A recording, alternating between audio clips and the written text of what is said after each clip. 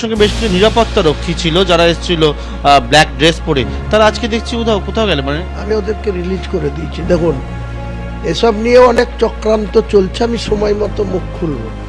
সৌদির পরে এবার হুমায়ুন কবিরের বাউন্সার গ্রাউন্ডার হায়দ্রাবাদের নাম করে স্থানীয় নিরাপত্তা রক্ষী দেওয়া হয়েছে। এদিকে হুমায়ুন কবির কিছুই জানতো না, জানার পরই তৎক্ষণাৎ ফিরিয়ে দিয়েছে তাদের। এদিকে নিরাপত্তা রক্ষী বিতর্কে চক্রান্তের অভিযোগ করলেন হুমায়ুন কবির। আমার যারা হায়দ্রাবাদ থেকে 8 জন সিকিউরিটি এসছে আর্মস নিয়ে, তারা পরশু সন্ধ্যাবেলায় এয়ারপোর্টে নেমেছে। তাদের যে আর্মস আছে, সেই আর্মসের যে কোম্পানি আমাকে প্রোভাইড করছে, সেই আর্মসের যারা অথরাইজ থাকা উচিত, সেই অথরাইজের কোনো ত্রুটি আছে। এয়ারপোর্ট অথরিটি তাদের আর্মস সহ সিজ করে রেখেছে, তারা ওখানেই আছে। আবার ভোরবেলাতে লোক পাঠানো হয়েছে হায়দ্রাবাদে, কোম্পানি থেকে অথরাইজ এনে তারা আমার সঙ্গে কালকে মানে এখানে বলছি কালকের তো আপনি বললেন যে হায়দ্রাবাদ এবং ব্যাঙ্গালোর থেকে তারা এসছে, মানে তাদেরকে কালকে যারা আপনারা 4 জন শো করলেন, ওরা সব লোকাল।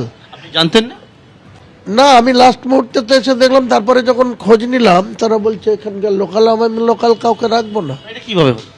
এটা যারা আছে এদের ভিতরে আছে, এখান থেকে করছে কারা, বুঝতে পারছেন আপনারা। আপনি আগের দিন কালকে একটা বললেন যে একেবারে উদ্বোধনের দিন একটা ব্লান্ডার হয়েছিল, মানে এটা কি করে? এ চক্রান্ত চলছে তো আমার বিরুদ্ধে।